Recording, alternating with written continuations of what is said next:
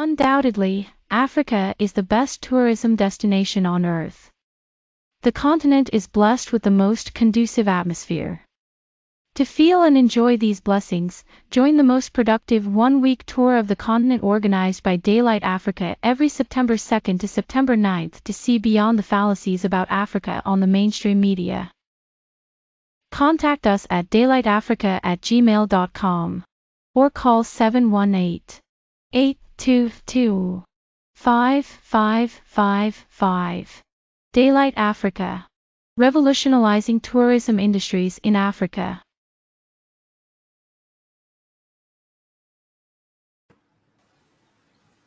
Hello, Scott. Hey, hello. Scott. How are you? We're fine. We're good. Welcome back to everybody to Foreign Policy Review. What is it? Thursday, June 22nd, I believe. We are fortunate to have with us expert friend of the show, Scott Ritter.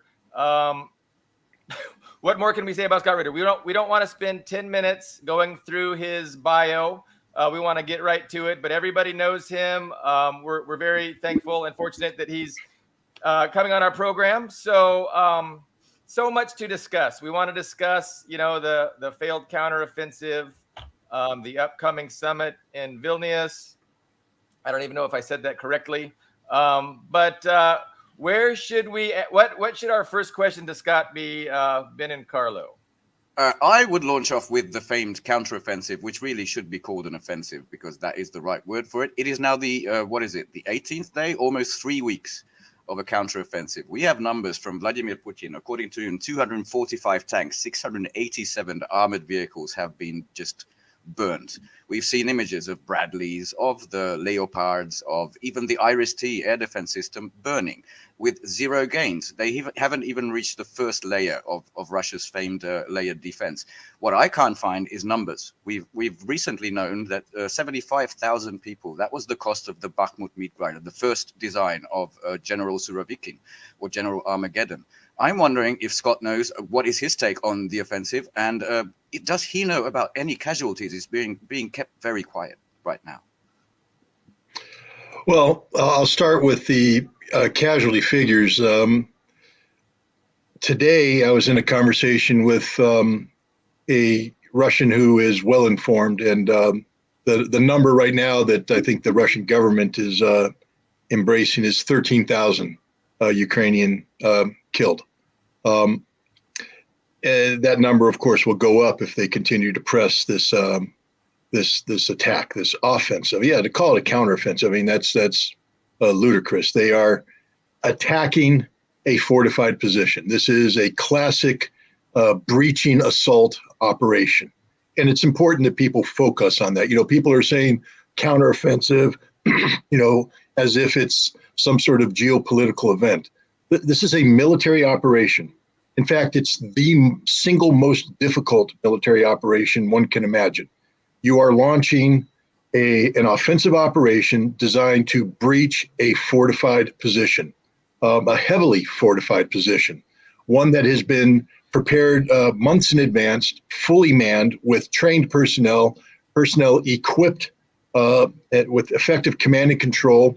And most importantly of all, this is a Russian defensive position, which means that it is built in accordance with Russian defensive doctrine, which is the most sound defensive doctrine in the world. This is Russia's strength. And it's not just Russian strength. Understand that the man who designed this, I mean, people talk about Surovikin. He was the man who initiated this. But the design of this goes to Colonel General Alexander Romanchuk. He was the deputy commander of the 58th Combined Arms Army during the initial phases of this conflict, somebody who was heavily involved with the Southern Military District and has intimate knowledge of the theater of operations and the capabilities of the Ukrainian military and the NATO-enhanced Ukrainian military. He was pulled from his position at the 58th Army and sent to the Combined Arms Academy in Moscow sometime last fall, where he conceptualized Russian defensive tactics based upon what he learned about Ukrainian capabilities, about the nature of modern warfare, the lethality of weapon systems, drones, electronic warfare. So basically, he rewrote Russian defensive doctrine, and he published this in an article that was published, I believe, in March of this year. And he lays it out in just blunt detail what the defense looks like. And if you look at what he's talking about, it's exactly what the Russians have laid down along the line of contact between them and the Ukrainians. This is doctrinal defense. And to make matters worse for the Ukrainians, so not only is the Russian defense designed by a guy who rewrote the theory, they then pulled him out of the Combined Arms Academy and put him in command of the Zaporizhia sector. So the guy who reinvented Russian defensive warfare, designed the defenses, is now in command of it. And so it's not just an assault breaching operation against a fortified position. It's an assault breaching operation against the best Russian fortified position in history, bar none. This is the single most difficult assault breaching operation in the history of assault breaching operations. And so now we have to reflect on what was NATO thinking and designing this, because this is not the initiative of the Ukrainian military. This is literally, go ahead. Just to jump in, Victoria Nuland said that we have been 4 or 3 months in designing, in preparation of this counteroffensive. She said this on television. So yeah, it's known. I mean, General Miley went to Grafenwohr to observe the 47th Brigade, in fact, the lead brigade in this attack, as it completed its combined arms training at Grafenwohr. And this, again, important terminology we're throwing out there, because people have to understand this isn't just a counteroffensive. If you view it as a counteroffensive, you're missing the point. The point is to carry out an assault breaching operation of this magnitude and complexity, you have to adhere strictly to the doctrine that was created to accomplish this task. And this is NATO doctrine, U.S. military doctrine. They have a mnemonic, and I'll mess it up, but it begins with an S. I think it's SORA or something of this nature. The first S, though, is the most important. It's called suppression. In order to get your assault breaching forces through the initial obstacle belt, minefields, the dragon's teeth, the initial trenches, the screening forces, to make contact with the first line of defense, you need to suppress everything the Russians have that can prevent you from doing this task. If you don't accomplish suppression, none of this will happen. What is suppression? Suppression requires you to eliminate Russian air power from the battlefield. That means that all those Russian aircraft that right now are dropping without hindrance, the 500-kilogram plane guided bombs that are devastating the Ukrainians as they assemble for the attack, those can't be there. You need to suppress them, to remove them. NATO planners know that Ukraine lacks this ability. The helicopters that are devastating the Ukrainian attack, the Ka-52 alligators, and others, they've suffered no losses. They're there operating free of charge, putting precision-guided anti-tank missiles into the Ukrainian vehicles. This is why the Ukrainian casualty count in terms of material loss is so high, because the Russians are operating without intervention. And what would take the helicopters out? An integrated air defense system that should have been layered over the battlefield. There is none, because the Russians, in the lead up to this, have carried out one of the most effective suppression of enemy air defenses campaigns in modern history, virtually eliminating Ukrainian air defense. So that's not there. No suppression of the helicopters. Artillery. You would need to have sufficient artillery strength to suppress Russian artillery, Russian fire support, and the forces on the ground, the anti-tank guided missiles, Russian tanks, etc. You need to suppress that. We know that the Ukrainians lack this. We know going in that they are operating at a 10-to-1 disadvantage on artillery. In a best case scenario where they can bring together all of their artillery capacity, they may get it up to 3-to-10. That's one Ukrainian artillery piece for 3 Russian pieces. I'm a simple Marine, but that math just doesn't work when we're speaking of suppression. Electronic warfare. You need to degrade Russia's command and control. They can't be talking to one another, because this integrated defense that the Russians have is dependent upon units coordinating closely with another, especially in the realm of fire support.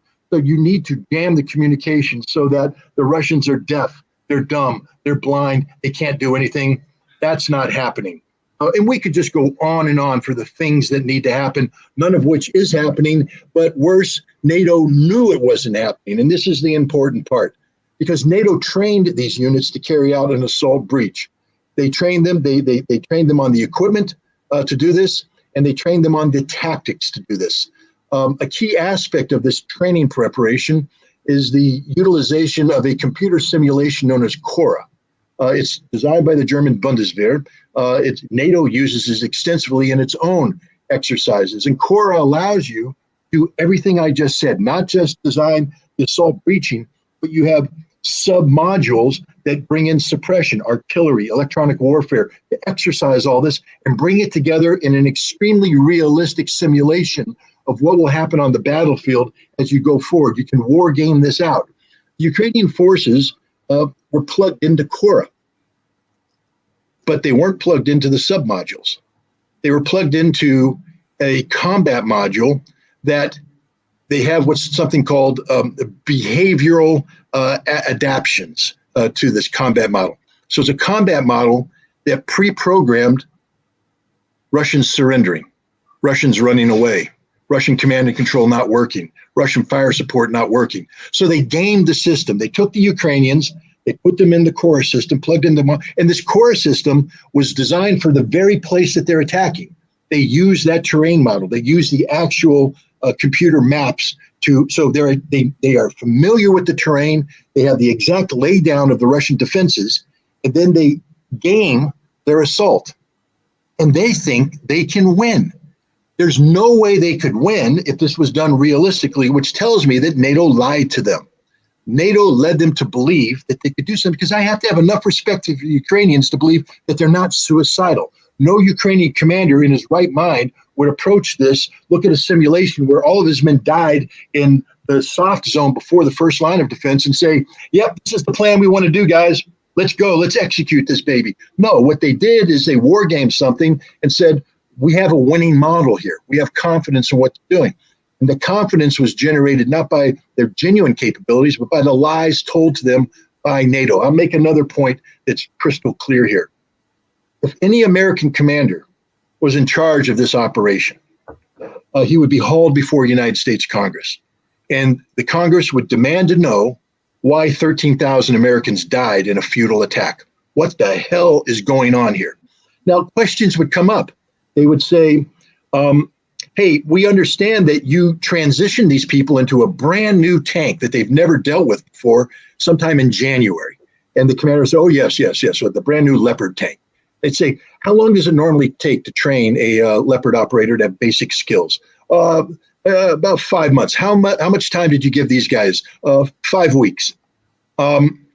Okay, we have a problem right off the bat, that it's insufficient familiarity with the equipment they're being asked to use in combat. Now, you've exposed them to combined arms doctrine. How long does it take to train a unit to be competent in combined arms doctrine? A year and a half. How long did you give the Ukrainians? 5 weeks. You see where I'm going here? The NATO commanders are criminally negligent. They know that this was going to fail, and yet they allowed it to happen. They deliberately murdered 13,000 Ukrainian soldiers. It's solely on NATO here, solely on NATO, solely on the American, German, French, British advisors who helped plan this attack, helped train these Ukrainian forces, and sent them to something that makes the charge of the Light Brigade look like the most competent military operation in history in comparison to this. This is criminal negligence on the part of NATO. And this is what people need to be reflecting on. It's not a failure of the Ukrainians. They were doomed to fail. Well, there was a hope from General Petraeus that the defenses would be brittle and there would be no morale. Like, that was the hope that everything was predicated on. And it wasn't. Find me a general that will survive court-martial by saying, I was hoping the enemy would be this. That's not how it works, General Petraeus. Turn in your stars.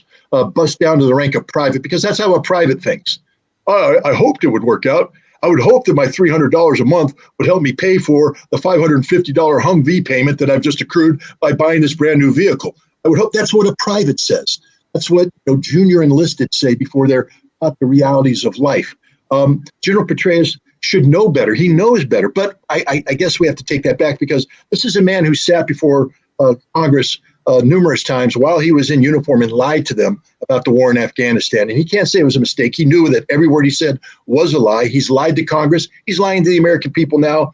And I hope that the Ukrainian people someday hold him to account. I hope the widows of the 13,000, I hope the daughters who lost their fathers, the sons who lost their fathers, the mothers and fathers who lost their sons, all hold Petraeus to account. I hope one day he visits Ukraine and has to walk before them and apologize to them for what he has said, because it's this kind of rhetoric that has empowered an ignorant American population to be tolerant of these policies. No American in their right mind, even the people who virtue signal by putting Ukrainian flags on their social media and before their houses, no American would say this is a good thing. We're happy this is happening. Let's continue this. Every American, if told that this counteroffensive would bog down before they even hit the first defensive line, 13,000 Ukrainians would be dead, and all the equipment we provided them at tens of billions of dollars of taxpayer expense would be destroyed, would say that's not a good thing.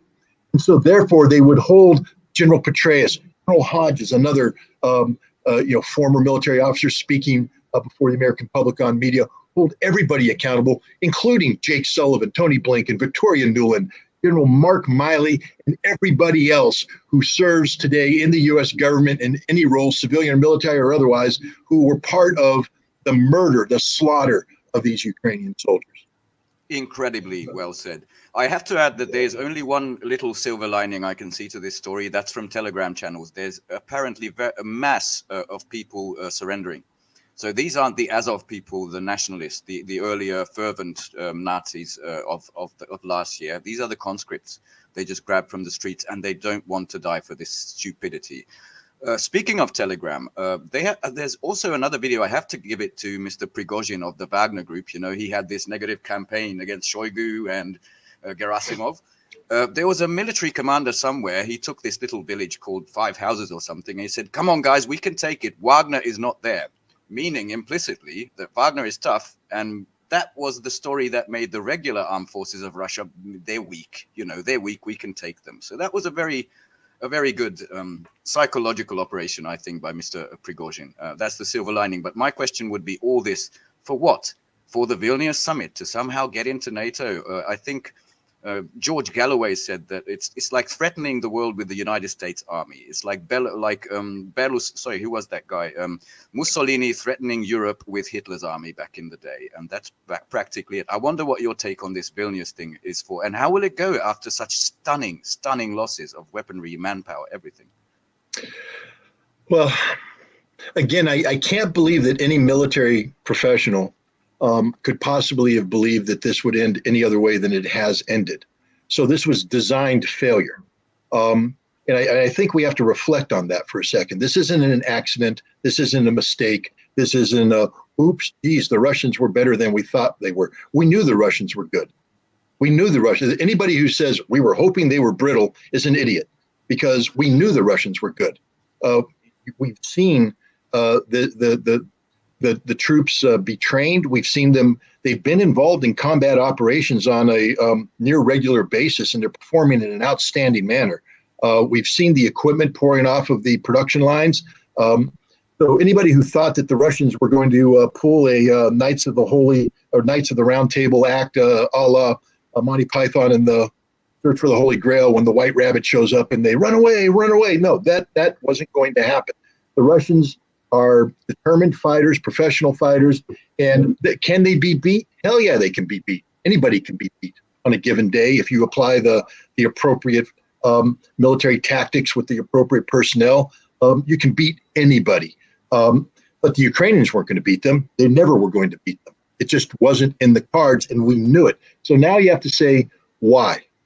Let's back up to August of 2021 and the precipitous, embarrassing retreat from Afghanistan that took place, not just for the United States. Understand that NATO had been plugged in there as well. And America abandoned NATO, literally abandoned NATO. We said, we're out, you're on your own.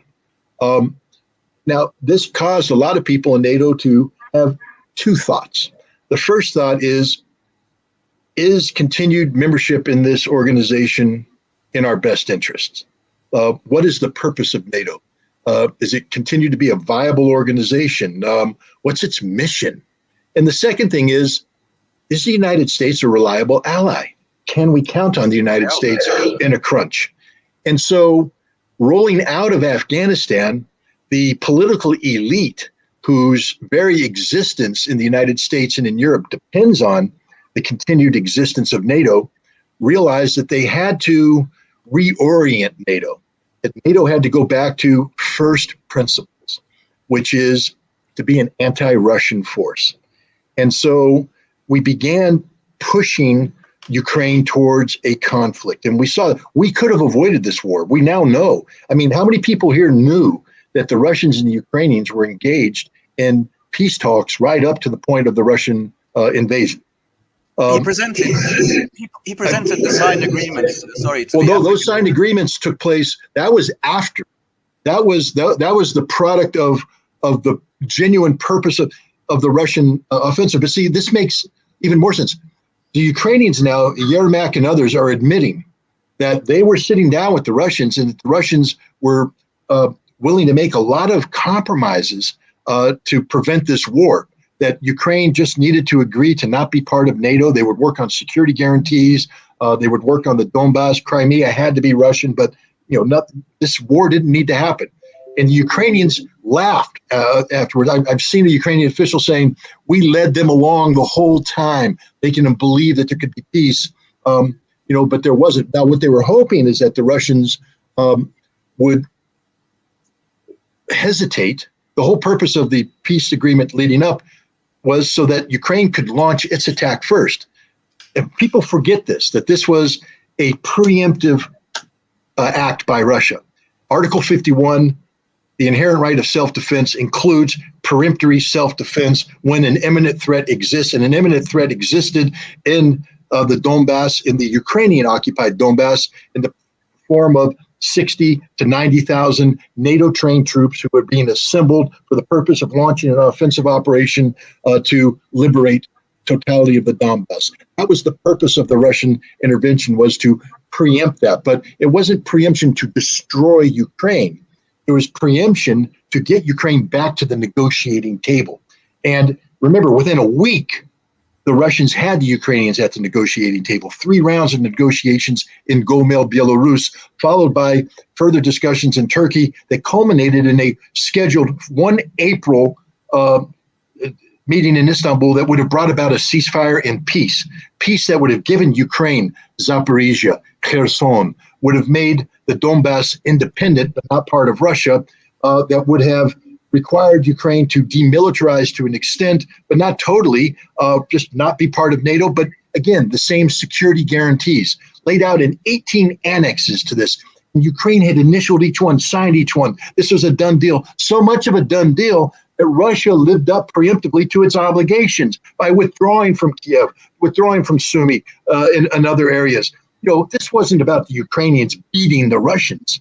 The only place the Ukrainians beat the Russians is in their quality as liars, as deceivers, as people that can't be trusted. Russia believed there was going to be a peace treaty. Russia withdrew their forces, not because they were beaten, but because they had accomplished their task of bringing the Ukrainians to the negotiating table. This is the reality of this situation.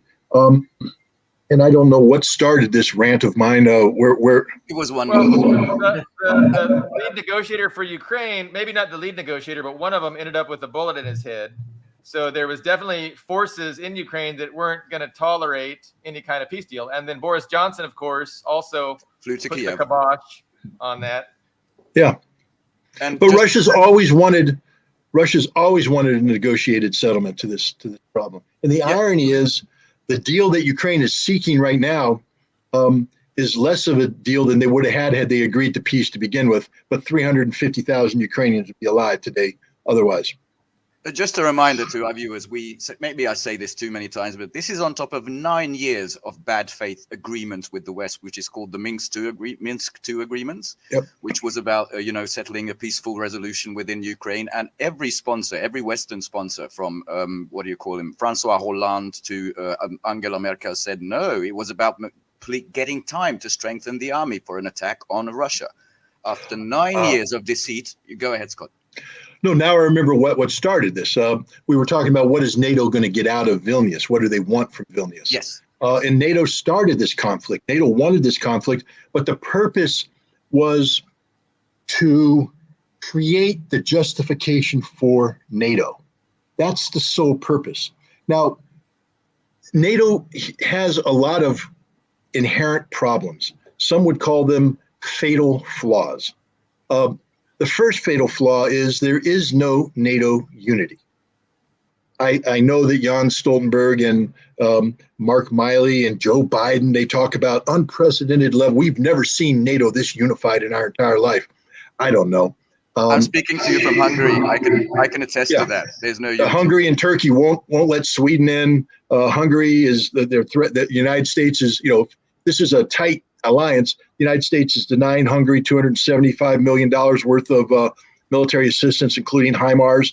The European Union, which is an political adjunct of NATO, developed side by side, is sanctioning Hungary. Turkey is at odds with NATO. France won't allow NATO to open a liaison office in Japan. We could just go on and on and on. So the notion of unprecedented NATO unity is fiction. Just not reality. The second is the military viability of NATO. Now let's get beyond the fact that NATO has emptied its arsenals and supplying the Ukrainians and focus on the fact that NATO has zero real military strength today. I mean, look, you're in Hungary and I will put the following challenge down. I challenge Hungary to mobilize 2 divisions capable of sustained offensive operations using standard NATO combined arms doctrine. Can't do it. Can't do it. No NATO army can do it. The Germans can't do it. The French can't do it. The Italians can't do it. Nobody can do it. The United States can do it, but not very well anymore. Because we spent the last 20 years preparing to fight low-intensity, battles against wedding parties in Afghanistan and defenseless villagers in Iraq. We don't know how to fight this war anymore. It's evident every time we send units to the National Training Center. These units are staffed with officers and senior enlisted who cut their teeth on low-intensity conflict. They know nothing about maneuver warfare, and the learning curve to relearn a skill set that we lost, it's done. It's going to take forever, and we can't afford it. We don't have the money to do this anymore. We simply aren't what we used to be, and we're never going to be that again because it's too expensive. Germany has made a lot of noise about expanding its military, spending 100 billion euro to rebuild the German army. Well, then they come out and the price tag, I think, is keep going up. 400 billion. Now it's up to around 600 billion. But it has no money. None. Zero. They can't even provide money to the Ukrainians. The European Union saying, hey, we need a fund to help the Ukrainians. The Germans going, don't look at us. We don't have any money.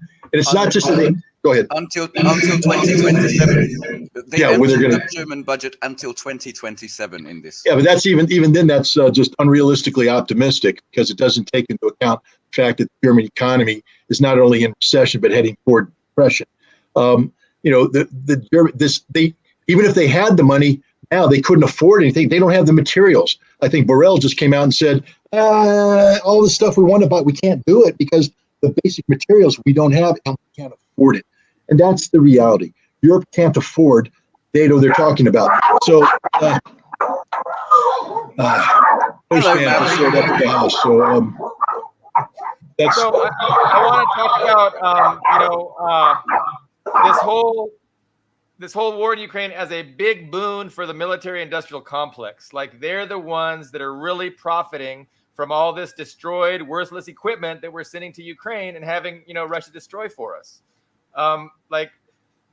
Is there some cynical exploitation of the policies being done by people like Petraeus, who are part of the military-industrial complex? I mean, our Secretary of Defense came out of the military-industrial complex. I mean, so there's a lot of, there's got to be some profiteering going on, and that has to be largely responsible for some of these policies.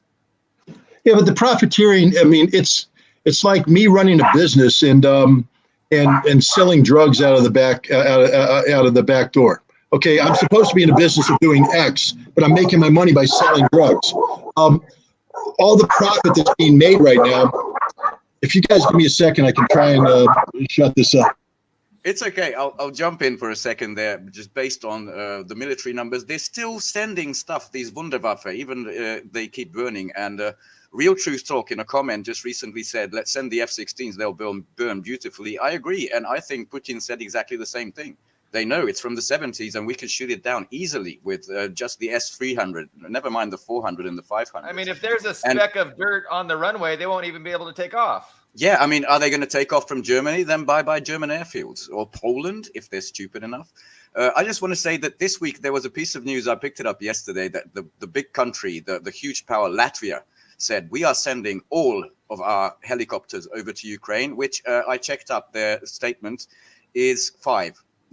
There's 2 Soviet-era military transport helicopters and 3 Black Hawks, the American types. That's what they sent.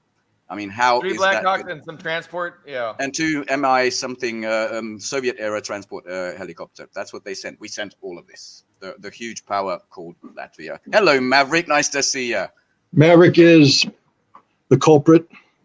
He apologizes. Okay. I just wanted to bring him on so he could say, I'm sorry. I'm sorry. No apology needed. His family.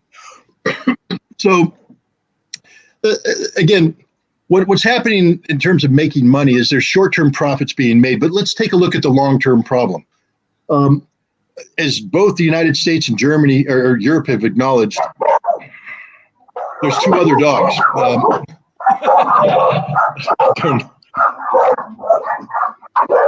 Yeah, a wolf pack.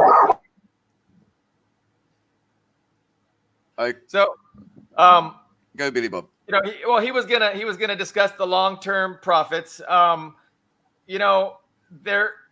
There's to me it just seems cynical. Like profit is profit. I'm not sure where he's gonna go with the long-term profits, but there's going to be, these countries in NATO that are joining NATO, and the other countries that are in NATO are increasing their defense budget. So it's going up to like 2% of their GDP. And that's going to be a boon for, all of the Western, probably mostly US, arms manufacturers. Exactly. And that's, that's going to be, as long as NATO's around, that huge, need to buy military hardware is going to exist. So it's a short term and it's a long term. But yeah, let's go. Today might be a good time. Now might be a good time for a break while we get our. We're going to take a quick break. Maybe Scott. No, we're not taking a break. No break today. Okay, no break. Fine. Okay. If Scott's back, no break today. Yep. Well, I apologize again for the dogs. I have people helping me outside. They're painting the house, and the dogs were doing good. And then they decided that they were going to bark. And that's what I get for making assumptions. But what I was saying about defense industry is, let's just make a couple things clear. American defense industry doesn't exist to make America stronger. Please, everybody understand that. They're not patriots. They're not. They don't care about you. They only care about profits. If they cared about you, they'd actually produce equipment that worked. They care about the performance of it. Instead, they promulgate lies. The failure of Patriot in Ukraine. And remember, Vladimir Putin said something very interesting. Everybody right now is talking about, they took out 3 Patriot. Putin said 5. He said, we didn't eliminate 5 by accident. We can eliminate anything we want in Kiev. That's the point. But we knew that the Patriot didn't work. I've known since 1991 that the Patriot is a fundamentally flawed system. And it doesn't matter how many, adaptions they have. Look, if I have a bad heart, I want to play football and I have a bad heart, I can do as many wind sprints as I want. I can lift weights as much as I want. I can do whatever. I got a bad heart. And there's nothing you can do to change that. Patriot is a bad system. It's a bad adaptation of the safeguard system that was developed in the late 1960s, early 70s, based upon automation. The Army fell in love with automation. It's overly complicated, and it just doesn't work at all. But Raytheon continues to sell the lie because it makes them money. They sell it to America. America then puts pressure on Saudi Arabia and other nations to buy the Patriot system, and they're all holding on to a lemon that doesn't work, one that Russia has been working to overcome for years. You know, it's not like Russia woke up yesterday and went, oh my God, the Patriot, how do we overcome that? They've been looking at the Patriot forever. And the F-35 is a piece of garbage. Everybody knows it. Everybody knows it, but they still built it. Why would Lockheed Martin allow the F-35 off of their production line when they know it's a piece of crap? Because they don't care about the self-defense of America. They don't care about making us safer. They only care about making money. That's it. So now we have a situation where there are short-term requirements where we need ammunition built or we need other things produced for Ukrainians, because we are out of the drawdown part of our supporting Ukraine. We ain't got nothing left to draw down on, guys. That's how weak we are. So we've done giving away all the stuff we could give away. So everything left has to be built from scratch. And it's one thing for the president and Congress to allocate money. Now they have to go to these unpatriotic defense vendors who say, gee, nice, but no, because we're not doing short-term contracts. You're asking us to invest billions of dollars in bringing up production lines, and then you're going to give us a small little contract for a short duration, and then we're left with sunk expenses with no follow-on contracts. If you want this line, you have to basically give us a long-term contract, and Congress is going, well, we don't want to give you a long-term contract. We just want a short-term contract to meet this political requirement. And the defense industry is saying pound sand because they don't care about doing what could be perceived as what's right for America. They only care about money, money, money, money. And, keep in mind that General Lloyd Austin, as did the revolving door out into Raytheon and back, he now is reaping what he has sown. You see, he was a Raytheon executive, and now he's in a position where he needs Raytheon to do certain things. And Raytheon's saying, that ain't how it works. And you know that ain't how it works because you used to be with us. Your whole job was to make money, fill your pockets, fill your bank account. You didn't join Raytheon because you love your country. You joined Raytheon because you deemed your retirement to be insufficient. This is why you compromised your character and your moral values in the final 10 years of your military career, sucking up to Raytheon at every possible opportunity so that when you retired, you could do that revolving door. General Lloyd, Raytheon, Austin, they're all that way. The entire system is corrupt. So, the concept that defense industry is making money, yeah, I'm not going to deny that they're making money. But I'll tell you what, let's look at Raytheon stock 6 months from now when it becomes crystal clear that the Patriot is the worst missile system in the history of missile systems. Let's look at the other stocks, the people that build HIMARS and other systems, when they realize they don't work. I'd like to see General Dynamics, what it's doing when the F-16 gets shot down every time it takes off or can't even take off because the runway isn't capable. American military equipment sucks. Plain and simple, sucks. I don't want to hear anybody talk about, well, the Abrams will literally burn to death. Not if it has the new armor that we put on it. Yeah, it will, because the Russians have been planning for engaging this new armor for years, and they have built weapon systems that will cut through it like a hot knife through butter. I'm not saying the Russians are perfect, but what I am saying is that for the last 20 years, NATO has telegraphed its punch, being anti-Russian, expanding to the Russian border. And so especially since after 2014, but even after 2008, when the Russian military went into Georgia, they won that war, but they performed poorly. They didn't do a good job at all. And that was a wake-up call for the Russians. They went, this isn't good, because those Georgian light infantry that we were fighting against were better than we were. They were maneuvering properly. Their fire control technique, their command and control, their small unit leadership was all better than the only reason why we won is we came in with more and we rolled over them. We have to become that good. So they began refocusing their structure and their training in 2008. After 2014, especially after 2016, the Russians began to do a more dynamic look at its approach. Remember, in 2016 is when the Russians brought back up the 1st Guards Tank Army and the 20th Combined Arms Army, 2 Cold War offensive-oriented organizations that had been done away with. They brought them back because they said, we have to prepare to fight NATO. That means that everything Russia's been doing since 2016 onwards has been singularly focused on fighting against the NATO threat, unlike the United States and NATO, which has been focused on bombing wedding parties in Afghanistan. And Sergei Lavrov has recently said as much, saying if Stoltenberg wants a whole NATO fight with Russia, we are ready for it. We're ready. Russia's been training for this for nearly a decade now. All of their weapon systems are designed to destroy NATO weapon systems. So let's just wake up, America. Russia has an integrated air defense that will shoot down every airplane in the American arsenal. Russia has weapons that will destroy every tank in the American. We don't have super weapons. We have nothing.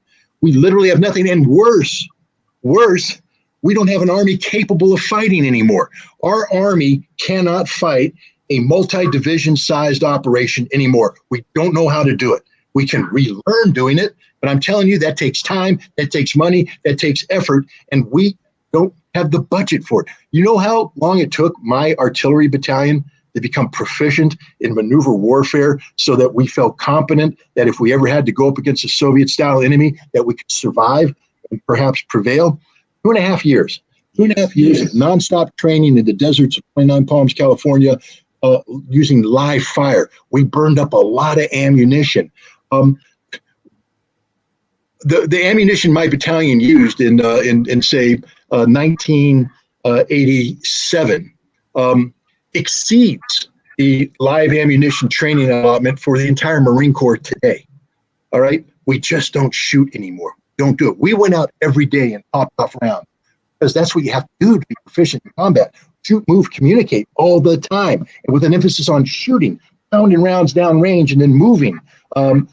Today, we show up, we line set up. All right, let's practice simulating round fire. Okay, let's fire off a couple rounds. Oh, that's it. We're out of ammo.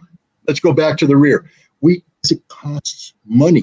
And in the post-Cold War environment, we've been cutting budgets like you wouldn't believe. And in the war against Afghan wedding parties and helpless Iraqi villagers, we didn't need to prepare massed fires. I'm one of the last generation of American military professionals that have actually done a schedule of fire that is a regimental size or greater. That is, of course, pre-planned fires in support of pre-planned offensive operations. That's what you need, by the way, if you're going to do an assault breaching operation. Be able to do schedule of fires, pre-planned fires, massed fires. And if you don't practice it, you can't do it. And nobody's practicing it today except the Russians. I just want to say that, anecdotally, it's been recently reported that Stingers coming out of I don't know which military hardware producer were overcharged by a factor of 7 to 1.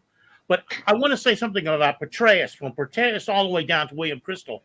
These people wouldn't be saying this shit if they didn't feel like they could get away with it. And that's the core of it. I mean, look at Iraq too.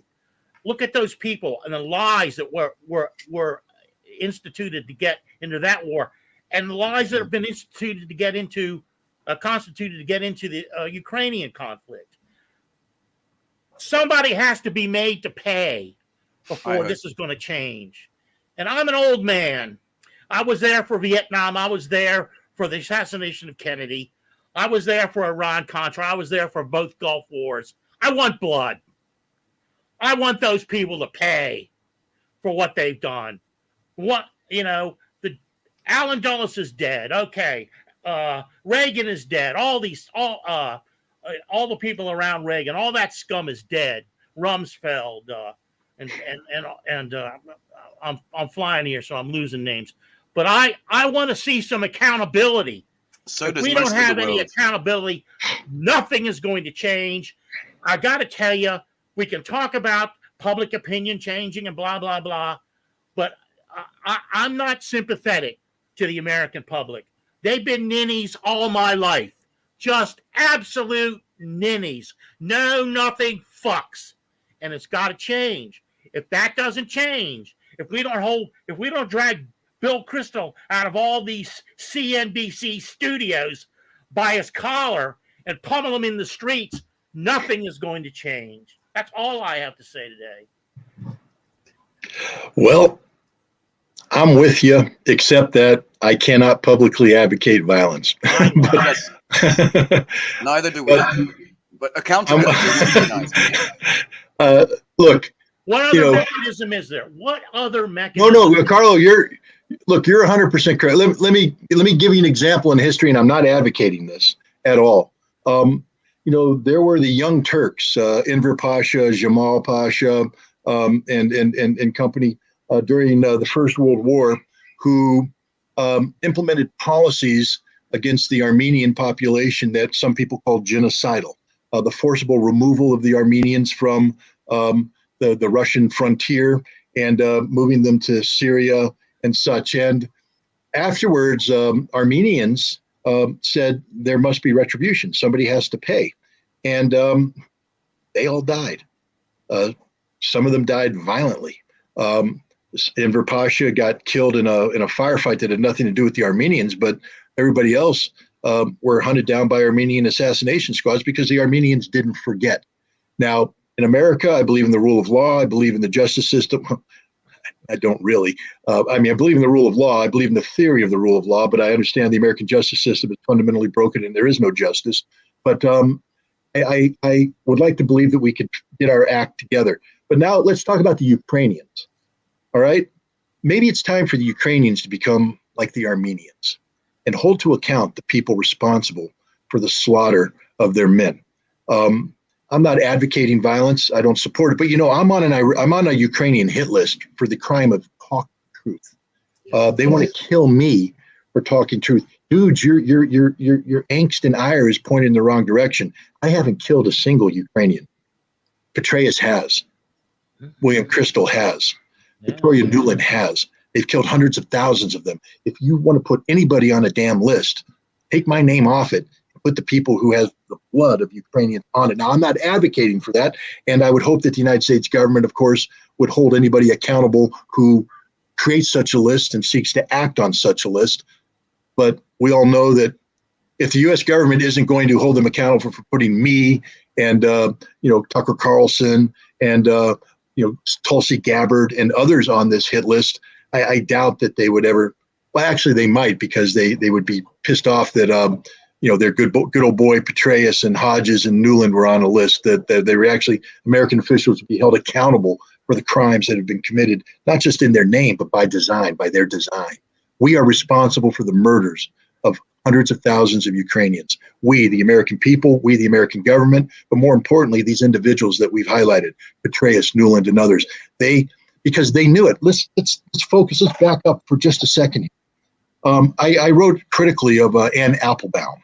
She is a noted Russophobe who writes for the New Yorker. Her husband is a former Minister of Foreign Affairs and Minister of Defense for Poland, and she is an acolyte of a gentleman named George Soros. I'm not going to go too far down the Soros conspiracy theory wagon here. I'm just going to quote George Soros from 1993, where he talks about how important it would be to create a situation to reduce the possibility of NATO body bags. That is, we don't want good people dying. We don't want Americans and good Europeans dying.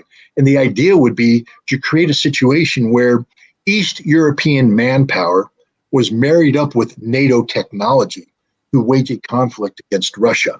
Man, that's exactly what's happening in Ukraine right now. East European manpower is being married up with NATO technology to wage a war against Russia. This is something that George Soros has been theorizing since 1993, and Applebaum has given voice to it. So has everybody else. Ukraine will never be part of NATO, was never going to be part of NATO, was never intended to be part of NATO. What it was intended to do is to suck it into a system where East European manpower could be married up with NATO technology and thrown into a meat grinder against the Russians, not because we care about the Ukrainians. We don't, because we want to hurt the Russians. We don't care that there's 10-to-1 casualty. All we care about is the one. Literally, that's all we care about. Lloyd Austin at least was honest last May when he came, or not last May, but May 2022, when he came out after visiting Kiev in Poland, and he said, our goal is to bring pain to Russia, inflict so much pain that Russia will never again consider carrying out this kind of action. That's what he wanted to do back then. So therefore, all he cares about. Remember, Lindsey Graham said, we'll implement this policy to the last Ukrainian, which tells you we don't care about them. It could be 100 dead Ukrainians. All we care about is that one dead Russian, And who is it that went out just recently and talked about, again, it was Lindsey Graham, the best investment we've ever made given to Ukraine because it results in dead Russians, and dead Russians are good. Guys, this is sick. It's a sickness. It's a mental illness that is pathological in nature. And if the American people don't call it out and hold them to account, then there's no hope for this country because we stand literally for nothing. And the irony is, this is the irony. Poll after poll after poll show very few of the American people trust the mainstream media. Yet, when you ask them about Ukraine, where they've gotten all their information from the mainstream media, they say this one's different. The lies. And so it seems to me, you're right. The government's not going to do anything. The government is corrupt as the day is long. We can talk about the hearings held on the number of Afghani troops that were trained. They're supposed to train an army of 40 to 50,000 people. Then I think it was Austin. I couldn't find it. I tried to find it all week. He was before Congress, and they asked him how many Afghans were trained. He said 4 or 5. I think it was 4 or 5. That was the number who got the appropriate training. Just appalling. Well, there's a level of corruption there, of theft, that's just monumental. And the American people are key, but they've been captured by this Edward Bernays. Goebbels learned from Edward Bernays, and if you can change that, then there will be accountability. If there's going to be violence and it's going to come from the people, then so be it. Because the people that they're going to be violent against have done such tremendous violence to the world. Read Bill Blum's books. Forget it. Exactly. Good friend of mine. It's there to have accountability. Serious accountability. That has to be, and that's the only thing that will dissuade these motherfuckers from trying to do it as often as they will try to continue to do it. Scott, what do you think is going to happen in Vilnius? I'm seeing signs of de-escalation, and I'm also seeing signs of escalation. I wanted to jump in with some news from today, because I know that Scott is a champion. He has stamina for 3-hour live streams with the Duran, but we only have him for 10 more minutes. And today's news was, Scott probably knows this, the 82nd anniversary of Operation Barbarossa, the invasion of Russia. It is known as the Day of Remembrance and Sorrow in Russia. And Zelensky went on a little tirade, a short one, a 10-minute one, saying he has evidence that Russians are going to blow the ZMPP, which to me means he wants to blow it. He wants to Chernobyl 2.0. I'm wondering if we can pick your brains on this latest. What else can he do right now? I know his time is limited, basically, I think. But Scott, what do you think? Well, I think Zelensky is and the Ukrainian government is a desperate man. They're desperate people. We've seen that with their, the greatest act of ecological terrorism in modern history, which of course was the destruction of the dam. Nobody's talking about the consequences of that, what it's done to the Black Sea ecology. Ask people who are in Odessa and all about the quality. They can't swim because of the pollution, but it's what it's doing to the wildlife, and it's going to do this for decades to come. The cleanup is going to be unbelievable if you can ever get the cleanup because of the ongoing conflict. The Zelensky government did this. They blew up the Togliatti ammonia pipeline. Nobody's talking about that. They blew that up as well. The Germans are talking about that. Well, of course, because that's their fertilizer.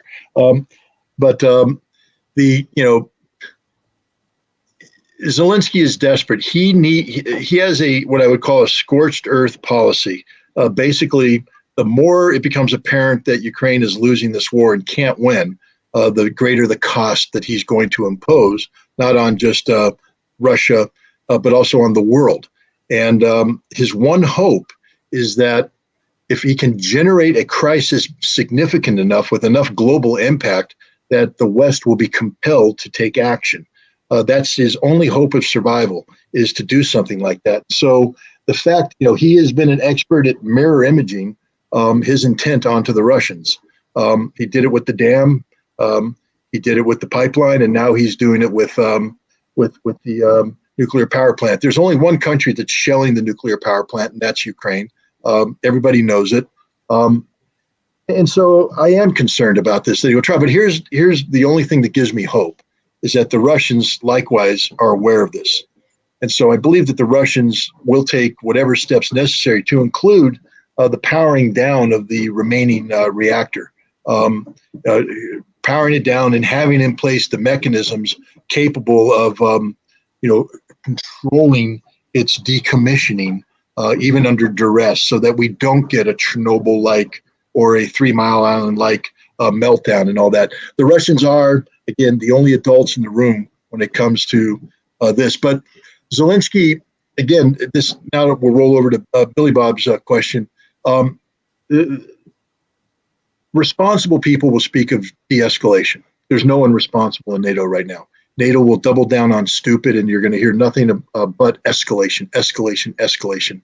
The interesting thing, though, is that, again, we had an earlier conversation about the difference between rhetoric and reality. Vilnius will be all about escalation, and then 1 month after Vilnius will be all about de-escalation. Vilnius is a political act, purely a political act, but afterwards reality will kick in. Budgets will kick in, limitations on defense industry, and most importantly, strategic Russian victory will kick in. Because Russia will achieve the strategic defeat of the Ukrainian army by the end of summer, early fall.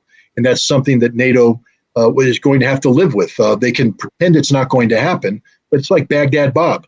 Baghdad Bob was sitting there saying how great the Iraqi army was doing, and he could sell that lie until the moment that M1 Abrams tanks were driving in the background. And at that point in time, the game was up. And so NATO can sell the lie about whatever they want about Ukraine, but when the Russians achieve the strategic victory, when the Ukrainian army is defeated, the Russians have pushed 150 kilometers past the current borders. When Russia absorbs Odessa, absorbs Kharkov, absorbs Nikolaev, at that point in time, NATO is going to have to wake up to reality that they're going to have to de-escalate and find an off-ramp that brings about some semblance of peace and security. But they'll still have Madison Avenue behind them. I mean, have you been on Madison Avenue lately? That's what Baghdad Bob did not have. But Madison Avenue has potholes. It has potholes, and the vegetation has worms, and the buildings, the concrete's chipping off, and the roof leaks. Madison Avenue ain't what it was, and that's the problem. That America, we're operating as if we are the powerhouse that we used to be, but we're nothing but a decaying, sick society. Well, that's true, but I mean, going back to accountability, I think they can swing that. They can twist that up, and we'll be in the same situation with the general populace. Yeah, unfortunately, I agree with you, but I'm always hopeful that the American people will someday wake up and do the right thing. I think they'll have to. And by the way, I'd like to mention you're not alone in your forecast. I think the governor of Crimea said the date for a collapse of the Ukrainian armed forces is late August. So from your lips to God's ears, and our thoughts and prayers are with the defenders of the Zaporizhia MPP. And we have 2 minutes for finishing thoughts. Ladies and gentlemen, go. Whoever wants to go first. That's a bold prediction, Scott, about absorbing Odessa by this year. To me, that seems a little bit optimistic. Is that what you're really saying, that by the end of the year we might have Odessa under Russian control? Like, that would be incredible if true. First of all, understand that Russian defensive doctrine incorporates the concept of a major concerted counteroffensive afterwards. If the Ukrainians spend the totality of their military strength and there's nothing left, and you have a collapse of Ukrainian resistance, it's very reasonable to have Russia encircling Odessa, driving to Transnistria, establishing a connection, and then compelling Odessa to capitulate without a fight. Nobody, the mayor of Odessa does not want to see Odessa turned into Bakhmut. The mayor of Kharkov does not want to see that either. And when there's no chance of relief, there's no chance of the Ukrainian army coming to the rescue, no chance of NATO intervening, populations will give up. And remember, these are majority Russian populations, even today. So when you are confronted with the inevitability of a Russian strategic victory, I see Odessa folding like a house of cards, Kharkov folding like a house of cards, and I see Russia getting what it wants. The prerequisite is the total defeat of the Ukrainian army, and I think Russia's well on the way to doing that. From your lips to God's ears, Scott, thank you so much for coming on. Thanks, Scott. And we hope to have you back. Thank you, everybody, for watching. It's been a great discussion. Thanks, Scott. Brilliant. Thank you, Scott. Have a wonderful day. And sorry about the dogs again. I apologize for that. No problem. Okay.